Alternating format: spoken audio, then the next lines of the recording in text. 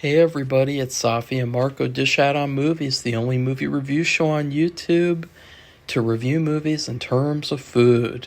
It's just Marco here once again, and I am here today to review an old movie that I just saw for the first time last night. Last night, I was really in the mood to watch something.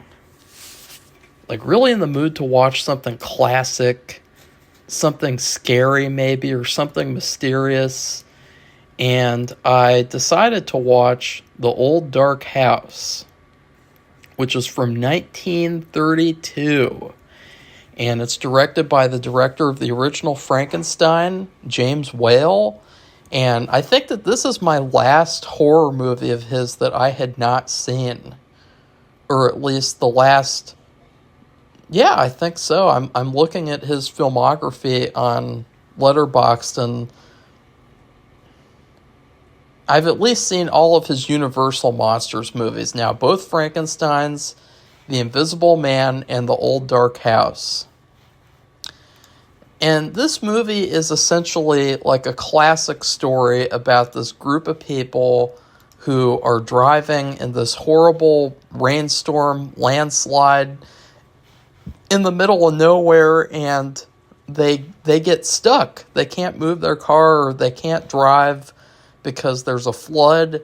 The roads are terrible because they don't want to invest in infrastructure or anything to fix the roads. And no, I'm just kidding. But they get stranded and they have to go to this old, I guess it's a mansion. It kind of looks like a castle on the inside. And they have to go there and ask the people inside if they can stay there for the night and have shelter. And what happens after that is essentially like a soft-core version of Texas Chainsaw Massacre. I mean, it very much reminded me of Texas Chainsaw Massacre, just because of the fact that, we're introduced to this family of completely weird, bizarro characters who are all, pretty creepy in certain ways. Some of them aren't really evil, but all of them have, a creepy feel to them, where you could imagine, they could easily play, a sinister character or have sinister motives even in this movie. And surprisingly, I actually ended up really enjoying this movie. I didn't think it was the greatest movie I've ever seen, but I had a lot of fun with it. I had a lot of fun with it in terms of, movies nowadays, it's so hard to just turn your brain off and have fun. And I know that turn your brain off is a bad thing to say, but it's not. It's every movie has problems. And, even with my own work, if I finish editing a sequence, I'll still look at it and say, oh, there's problems there. But, the thing is that you have to turn your brain off, and you kind of have to just accept that there are these problems, and then just be like, yeah, but I still really like the movie. And it's hard to do that nowadays, because nowadays it feels like they don't even make movies anymore. It feels like they make these pretend movies that they have no craft to them at all. They have no sort of artistic value to them. And every single time I watch a movie nowadays, I feel like I'm just sitting there for 2 hours thinking about all the things that I would have done that would have been a million times better. But with old movies like The Old Dark House, I didn't think about that once throughout the whole movie. I didn't think once oh, I would have done that, because it was like a real movie made by a real filmmaker. And another thing that was really surprising about this movie was that it was a sexy movie. It was a sexy movie. There was this character, I think her name was... No, it wasn't her. What was her name in the movie? Margaret. Her name was Margaret, and holy shit, there was this part where she's quote unquote changing clothes. And I was so surprised because I felt like, oh, of course, this is an old movie. They're really not going to show very much, but damn, like they showed as much as they could without having her be fully naked on screen. And it was hilarious because, like, even though they did that, it felt like it was done in such a classy way. And she was such a beautiful figure, and she was also a great character. And I was just so shocked, though, because, they've talked about this before, how movies were actually a lot more sexy and risque until the stupid Hays Code and censorship kind of ruined everything. Because there's always this, like, kind of standard opinion now of, like, old movies weren't sexy at all. They knew that, like, that type of stuff was bad or something. And it's like, no, they wanted to be sexy like this movie. And I was just so shocked, though, like, this is a horror movie. And it literally just stopped the movie so that you could watch this like, it was like this gown that she had on, and she put this other gown on top of it, and it was almost like see-through, like this gown. And I was just so shocked, though. I was like, wow, movies really used to know how to have a party. And this movie is definitely like a party movie. There are so many, like, reoccurring jokes and reoccurring things that happen that I felt like you could take a shot every time Boris Karloff comes on screen and they jump to a close-up and he's just making this face like, ugh. Now let's talk about Boris Karloff. This was his last movie with James Whale. Him and James Whale had a falling out during the making of this movie. I gotta say, man, this movie really exposes Boris Karloff as being like a really overrated horror actor. And I say that as a fan of Boris Karloff's. I think that he's a great actor, but he is really, really overrated. Because, he has this character, Morgan, who is the face of the movie. I mean, whenever you see the posters of the movie that aren't like the old poster that was actually really, really cool and creepy looking, you see this picture of Morgan, who is this mute butler who's like a drunkard, and he's got this weird haircut, and he's got this beard, and he's basically like a rapist too, because at one point he tries to rape the main female character. And I gotta say, that was a scary scene.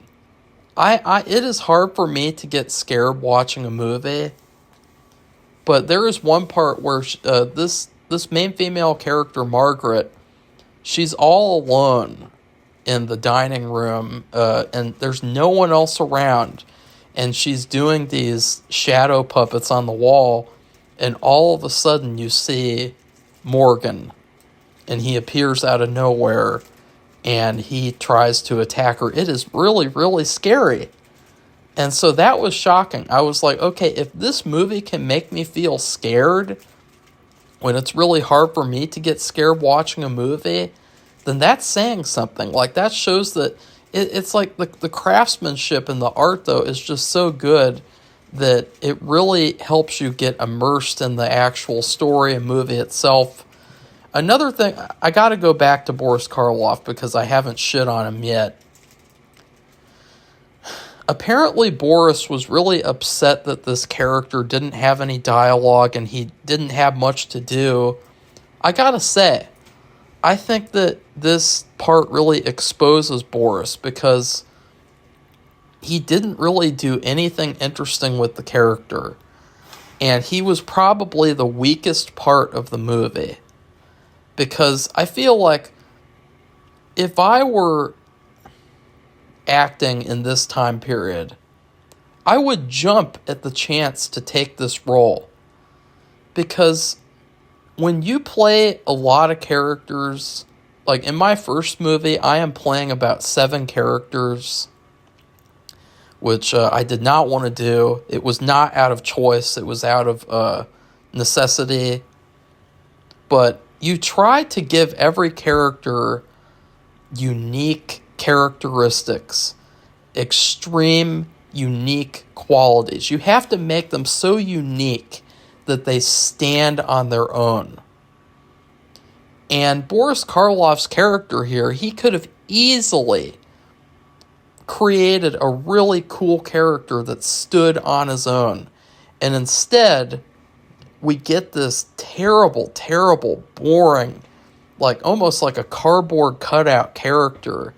And to be honest, I think it really, really makes Boris Karloff look bad, because a good actor would have taken that and ran with it and made it a really good role and made him stand out. I also gotta say, there was this kind of side plot where there's this guy named Pendrell, and he falls in love with this other stranger who shows up named Gladys. And funnily enough, my favorite part of the movie was both of them end up in the stable behind the mansion for a big portion of the movie. And it's literally just this couple hanging out and falling in love. And like, that was my favorite part of this whole movie. Because I was surprised, like the guy who played Pendrell, he was actually the old man in the Peter Sellers movie Being There. And I was just surprised at how much I liked him. I thought he was so good. And I thought that his character was so likable, even though he played like a typical like male love interest character with the mustache and, you know, with the chivalry and all that stuff. You know, his character, he was like a fill-in-the-blank male character in these older movies. But he managed to do such a good job that you really didn't notice. Now,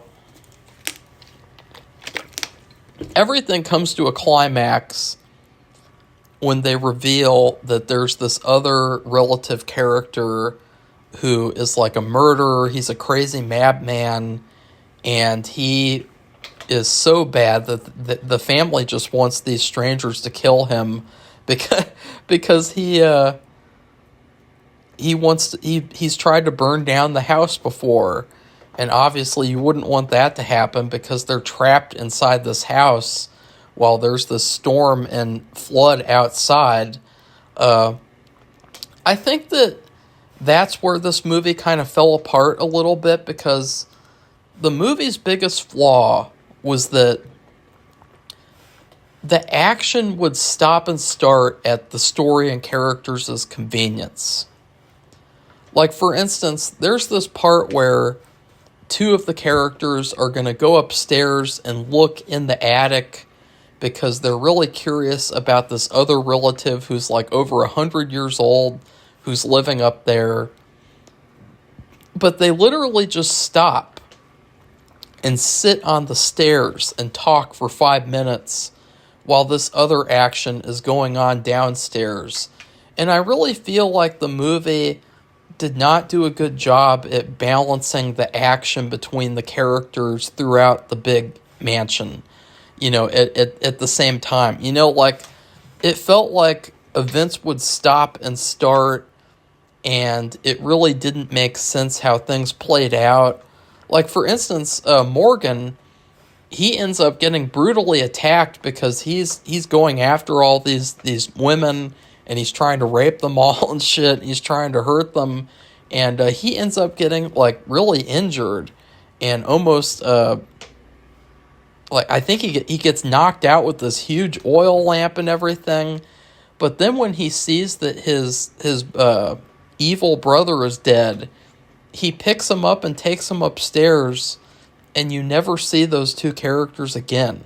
You never see Morgan again. So I really have no idea, like, what even happened to Morgan. Like, they didn't even show him at the end of the movie.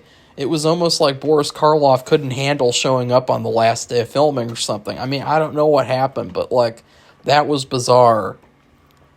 And then at the very end of the movie, also the sister, the older sister, she never shows up again, even though she was, like, in the first 30 minutes, she was like the most important character in the mansion. But she doesn't show up either. She's just in the window waving goodbye. And so that was the real weird part, is that after all of this shit had happened during the night, in the morning, the characters literally just let the main characters out, and they're like, bye-bye. they're like, have a good drive home. Bye-bye. It was so bizarre. It was like, it was like nothing had happened that night. It was really weird. And then, yeah, I'm trying to think if there's anything else to mention about the movie. But in general, I love the atmosphere. I loved the gothic scenery. And the movie was shot so well. I mean, that's another thing, too, is that, like, they really don't know how to shoot movies anymore. Because the way that this movie was shot, it felt professional. Like, the way that it was shot, like, I felt like I wish that I could learn from the person who shot this movie, because he did such a good job, and he did such a good job at, like, adding all these creepy shots. Like, remember how in Texas Chainsaw Massacre, there's that room with all the chickens everywhere and the chicken feathers all over the floor? Well, in this movie, in the stables, there's just this random chicken that is sitting and hanging out, and he just stays there the whole scene, and he's, going, buck, buck, buck, buck, buck, buck. And it's so bizarre and random. And I feel like, is that where Texas Chainsaw got that idea from? In fact, I think Texas Chainsaw Massacre must have been inspired by this movie. I can really see, like, like Morgan, that's Leatherface, And there's so many other, like the Saul guy, the evil brother at the end of the movie, who, like, he seemed like he was nice at first, and maybe there was something else sinister going on, but no, he turned out to be evil too. That was like the gas station guy in Texas Chainsaw. And so I really felt, after watching this movie, you really need to see this movie to get Texas Chainsaw Massacre, that, like, that movie was truly trying to be like a haunted house movie like this. And they really just took this movie and kind of, like, used it as a template, and just changed a lot of things around and made it its own thing. But, like, I can see all the inspiration. There was another weird thing that they did in the movie where they showed, like, how, like, they have those funhouse mirrors that distort the faces of people who are looking in them? Well, they did that with the sister character, just randomly in this one scene, and, like, it was just for no reason at all, but it was so random and cool and creepy and weird. I loved it. I just loved how weird this movie was. I loved how creepy and atmospheric it was. I would highly recommend this movie. I think it's a lot of fun. It's definitely, in terms of food, I would give this movie a medium cheese pizza with stuffed crust. I think that it's not a great movie. It's not like a movie that I would say I would like to watch this all the time. It's not as good as Dracula, not as good as Frankenstein, but it's still really, really good. I mean, I had a great time with it.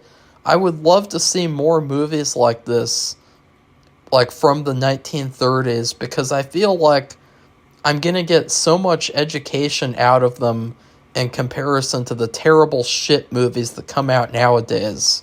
I really feel like there's such a huge quality difference. I mean, if The Old Dark House came out in 2024, it would have been the best movie of the year, like, without a contest. So that's how bad movies have gotten, is that, like, you could literally just take a random movie from the 30s and it'll be immediately better than everything from nowadays. So, please like this video and comment. What did you think of The Old Dark House? In fact, I would love to review this movie again, but with Safi. I bet that, there are a lot of funny things that happen in the movie too.